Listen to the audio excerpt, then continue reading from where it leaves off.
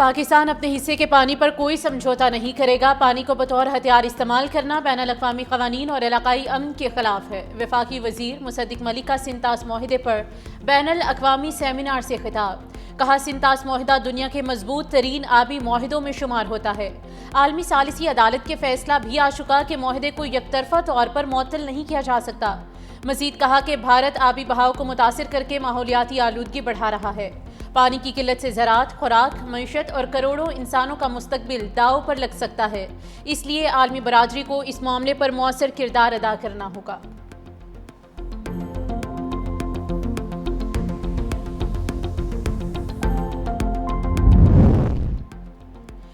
پانی پاکستان کے 24 کروڑ عوام کی بقا، قومی سلامتی اور معیشت کا بنیادی مسئلہ ہے۔ پاکستان ہر قیمت پر سنتاس معاہدے کے تقدس اور اپنے آبی حقوق کا تحفظ کرے گا۔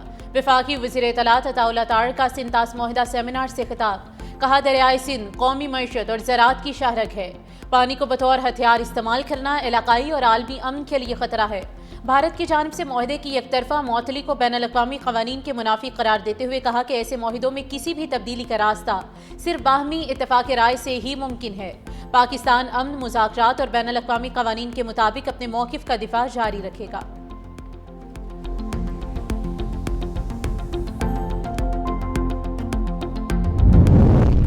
سنتاس معاہدے پر بین الاقوامی سیمینار میں ماہرین اور حکام کا اتفاق۔ کمشنر انڈس واٹر ٹریٹی سید مہر علی شاہ نے کہا کہ معاہدے میں تنازعات کے حل کا مکمل قانونی طریقہ کار موجود ہے۔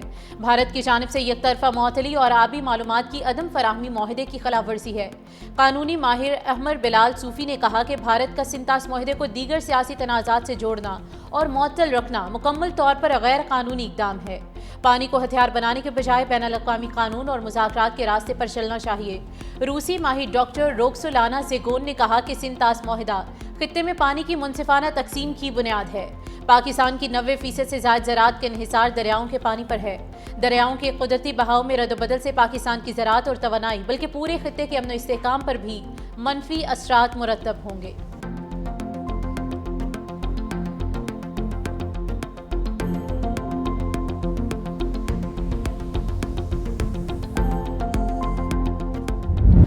امریکہ اور ایران کے درمیان آج دوحہ مذاکرات ہوں گے یا نہیں؟ امریکی اور ایرانی حکام کے متضاد بیانات سے صورتحال غیر یقینی ہو گئی۔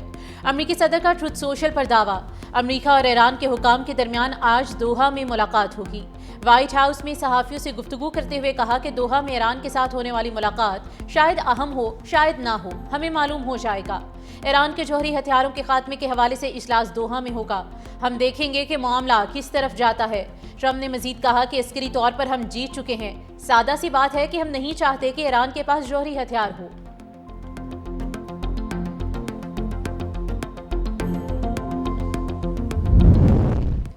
مفاہمت دو طرفہ معاملہ ہے۔ امریکہ مفاہمتی یادداشت پر عمل کرے تو ہم بھی ذمہ داریاں پوری کریں گے۔ ایرانی صدر مسعود پزشکیان کا دو ٹوک موقف۔ مسعود پزشکیان نے کہا کہ غیر معقول شیخی بھگارنے اور بے بنیاد دھمکیوں کے مقابلے میں ہمارا موقف واضح ہے۔ ہمارا موقف ہے کہ فیصلہ سازی میں عقل اور دانش اور انسانی وقار کو بنیاد بنایا جائے اور اقدامات کے وقت فیصلہ کن اور نڈر دفاع کا مظاہرہ کیا جائے۔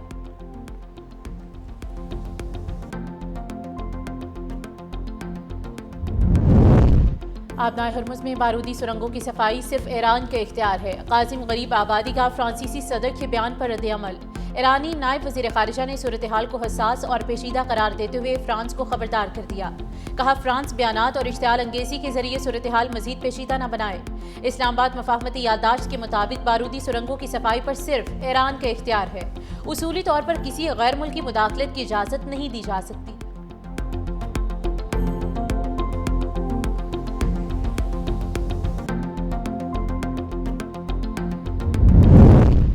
عمان کا آبنائے ہرمز میں جہازوں پر ٹرانزٹ فیس عائد نہ کرنے کا اعلان۔ عمانی وزیر خارجہ بدر ابو سعیدی کا کہنا ہے کہ ٹرانزٹ فیس بین الاقوامی قوانین کی خلاف ورزی ہے۔ آبنائے ہرمز میں محفوظ بحری آمد و رفت یقینی بنانا بنیادی طور پر ایران کی ذمہ داری ہے۔ بین الاقوامی بحری راستے بارودی سرنگوں اور دیگر خطرات سے پاک ہو جائیں گے۔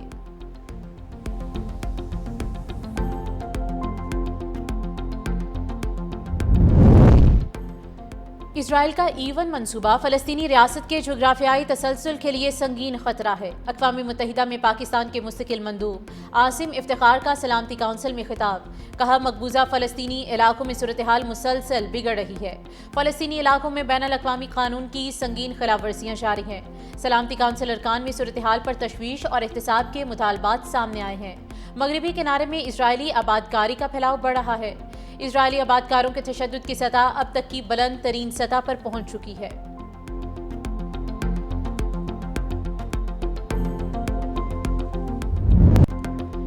وینزویلا میں ہولناک زلزلہ، ہلاکتوں کی تعداد 1719 ہو گئی، 5034 افراد زخمی، ہزاروں افراد تاحال لاپتہ، تلاش کے لیے آپریشن جاری۔ اقوام متحدہ کی تازہ رپورٹ کے مطابق تباہ کن زلزلے میں 10,000 سے زائد افراد کی ہلاکت کا خدشہ ہے۔ زلزلے سے 15,866 سے زائد افراد بے گھر ہو چکے۔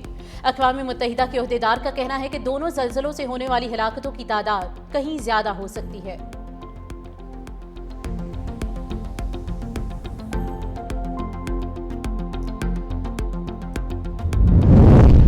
برطانیہ میں پناہ گزینوں کے لیے نیا قانون، تارکین وطن کو تقریباً 10,000 پاؤنڈز واپس کرنا ہوں گے۔ نئی شرائط آئندہ امیگریشن اینڈ اسائلم بل کا حصہ ہوں گی۔ شرط ان پناہ گزینوں پر لاگو ہوگی جنہیں برطانیہ میں کام کرنے کا حق حاصل ہے۔ مستقل سکونت حاصل کرنے سے قبل تارکین وطن کو رقم ادا کرنا ہوگی۔ وزیر داخلہ شبانہ محمود کا کہنا ہے کہ تبدیلیاں اس بات کی عکاس ہیں کہ پناہ کے لیے معاونت ایک حق ہے، لیکن اس کے ساتھ ذمہ داری بھی وابستہ ہے۔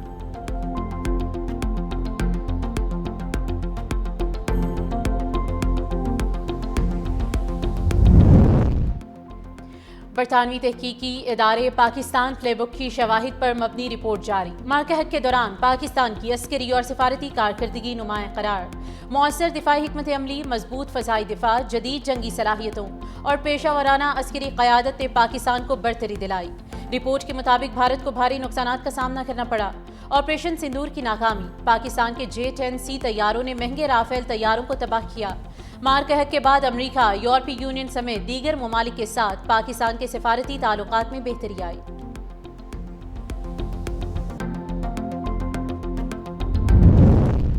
طالبان حکومت کے معاشی ترقی کے دعووں پر سوالات اٹھ گئے۔ افغان اخبار دہشت نے صبح نے افغان عوام کی معاشی مشکلات کو اجاگر کر دیا۔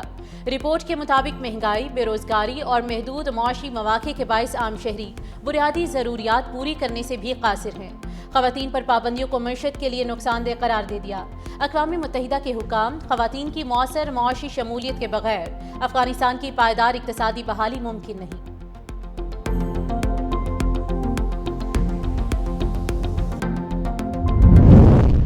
مودی حکومت کے دور میں تعمیر ہونے والا رام مندر مالی بے ضابطگیوں کے الزامات کی زد میں۔ عالمی میڈیا اور بھارتی سیاسی رہنماؤں نے احتیاط میں مبینہ خرد برد اور تعمیراتی مالیات پر سوالات اٹھا دیے۔